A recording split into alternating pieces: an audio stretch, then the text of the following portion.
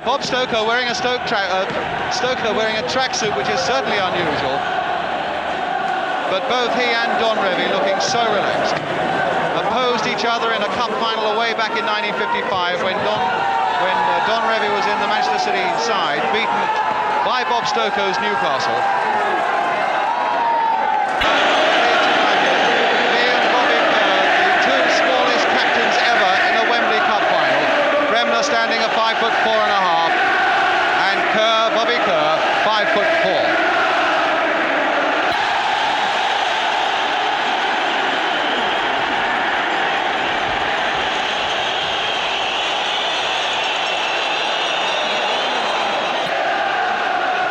Sunderland end. So the teams then for the cup final today: Sunderland, Montgomery in goal, Malone, Guthrie, young Mickey Horswell, that destroyer in the middle of the field, and he creates as well, Watson, the big defender, Pitt, Kerr, the captain, Hughes, who was magnificent in the semi-final, Vic Hallam, Ian Porterfield, and Tuart, the man who'll take any penalties that may come Sunderland's way today. The substitute is Young.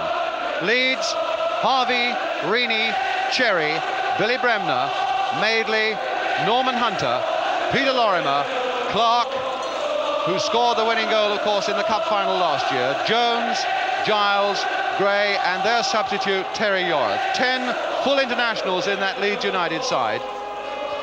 Will give Sunderland a little measure of hope as we get underway. And Hunter swinging the ball, but it goes straight to Dennis Tuart. And it was blocked by Norman Hunter, but there's Horswell coming in, and a slip there by Bobby Kerr, showing straight away the effect of this rain on the pitch. And now Jones taking it up for Leeds United. Watson is there with him, so too is Malone. Giles, Clark.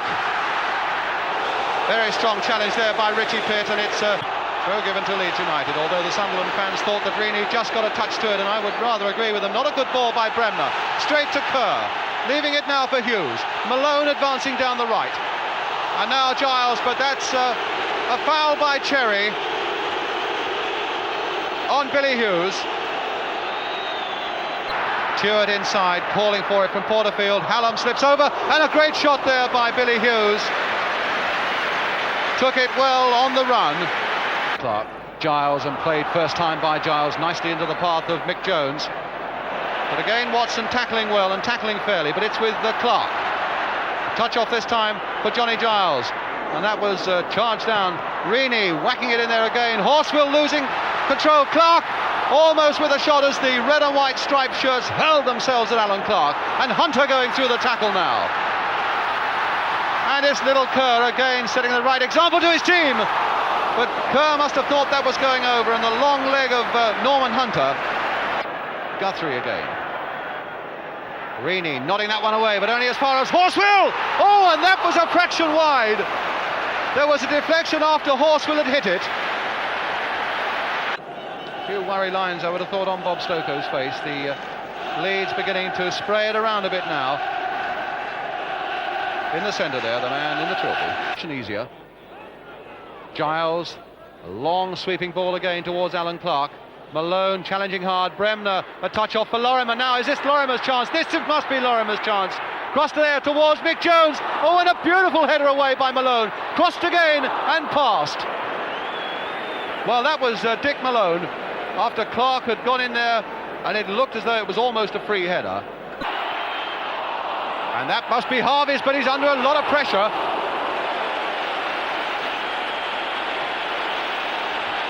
So Harvey tipping that one over. A corner to Sunderland. And Hughes is going to take it. He really is, I'm sure, to the vast relief of the North East, moving a lot more freely now.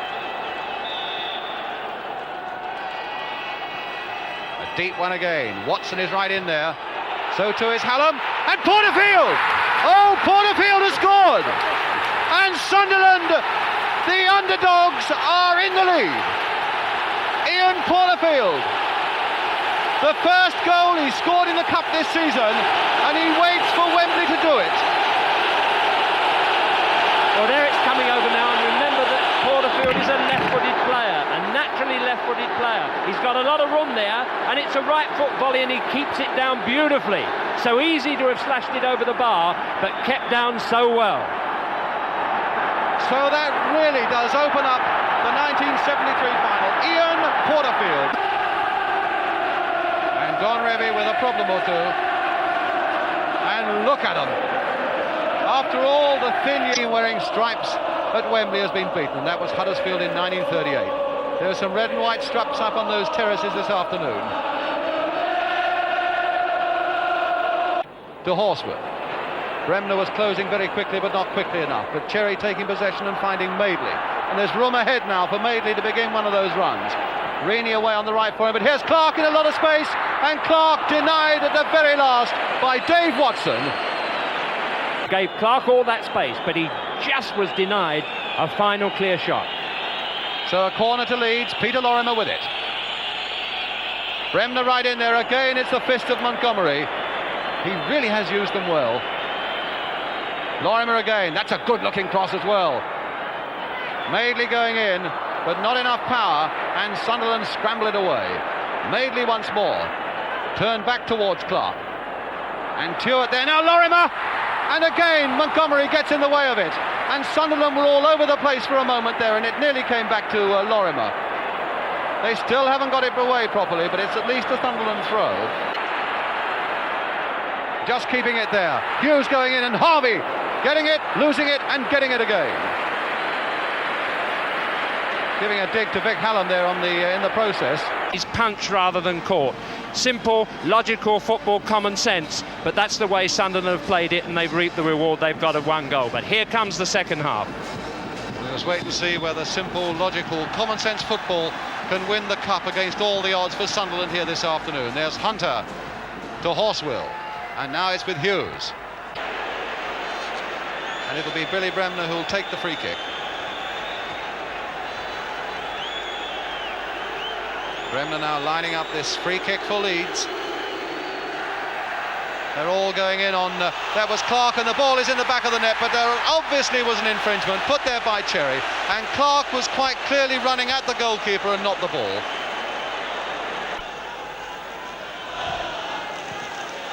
Watson, that magnificent defender, with a magnificent free kick.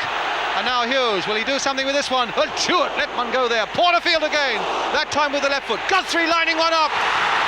And it just went into the side netting. So it's still 1-0 to Sunderland. And now Leeds are coming for them again with Peter Lorimer. And now with Bremner with a lot of space now, with a chance for a shot. Brought down, no penalty given. The referee won't even listen and look. Decided that Bremner made far too much of it. Forsyth, the scorer of the third goal for Rangers. Hunter now to Giles, and now for Jones. Can he turn it and let one go? Back this time for Reaney as Sunderland crowd them out. Reaney, the high one in, and Cherry going in, and a great save, and a goal. No! My goodness, I thought Lorimer had got that one. And Leeds are trying to say that the ball had crossed the line. Well, we better look at it now because this is very vital. I must say it looked as if the ball had hit the stanchion at the back. Let's look closely. Underneath the bar and out. That's the verdict. No goal. Madeley pumps it in again. No goal. And the linesman and referee were right. A layoff that time which goes straight to Madeley. And now for Giles. And now for Clark. Jones is there. That really will quicken it for Leeds. Gray, and now Cherry. Gray. And Sunderland again deny them a clear shot by crowding them out. It is Guthrie now who leads the way. We can look at it now from behind the goal, as it turns out to be an incredible miss. There it is, Lorimer coming in. Oh, in fact, it wasn't. What a save. In fact, that was a fantastic save from Montgomery. Right, a free kick now to Sunderland. Bobby Kerr with it, and behind for the goal kick. And now it's with Tuart. One goal now for these red and white stripes, and that really would settle it. Hallam, Horswill, and that cannoned off a Leeds United player, so it's a corner.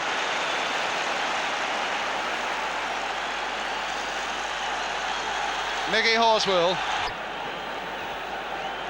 Montgomery desperate for a sight of the ball. That's from behind his goal. shouting that he wants to be able to see it, and he'll need to be able to see it. 5 minutes to go. Lorimer's shot into the wall, and Sunderland get it away again. Runs on the right. Another cross, and again that man Watson is there, and it's with Hallam.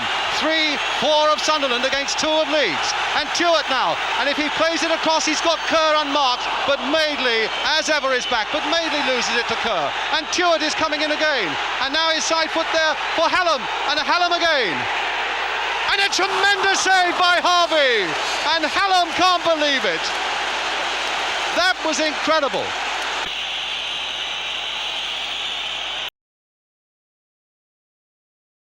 A few more seconds. Stokoe now on the edge of his seat, and still those seconds are dragging on that Sunderland bench. Bobby Kerr, the captain, waiting for the throw for Sunderland. Are Sunderland going to be the first second division side since 1931 to win the Cup? One of the greatest upheavals of all time if they do. Giles onto his chest. There's very little injury time, and we're in the last half minute, except that it looks as though they're going to. Tuart now to Kerr. A nice little dink on again for Hughes. Kerr again, and that's going to put Harvey under pressure, and no, it's not given. It's a foul by Hallam on Harvey. He has now played nearly 2 minutes of injury time, and again the bench is urging everybody to go back, and Sunderland have done it. Stokoe can't believe it, but Sunderland from the second division. Where's he going? Bob Stokoe to Jimmy Montgomery, the goalkeeper who's punching and saving, saved the day for Sunderland. The most surprising result that Wembley has probably seen in its 50 years of FA Cup finals. Porterfield, the man who scored it, and Watson, the man who stopped Leeds United from getting an equaliser. The unbelievable has happened at Wembley. And Bobby Kerr being held by Bob Stokoe. Kerr, who ran and found energy to run some more. A tremendous result this for Sunderland, and with due deference to Leeds United, a tremendous result for football as well. It surprised me in the least if he ran up the stairs as well. Yes, there he goes.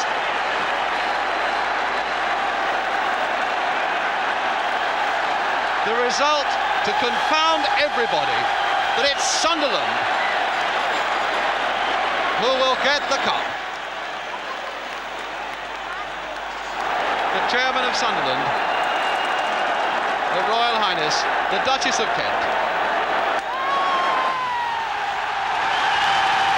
Hurrah the lads!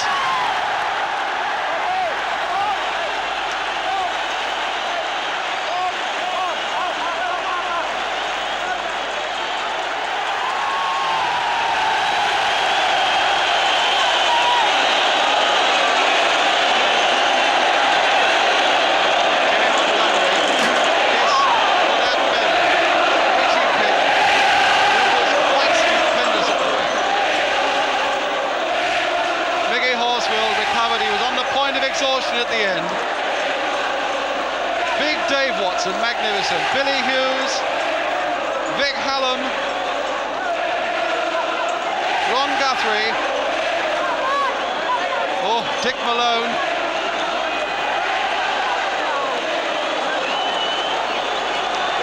Dennis Tuart, and the man who scored the goal. Pretty sure that must be the wife of the...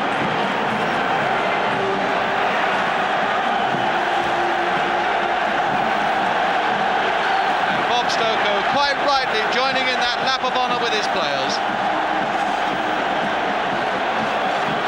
That's what you call a tracksuit manager.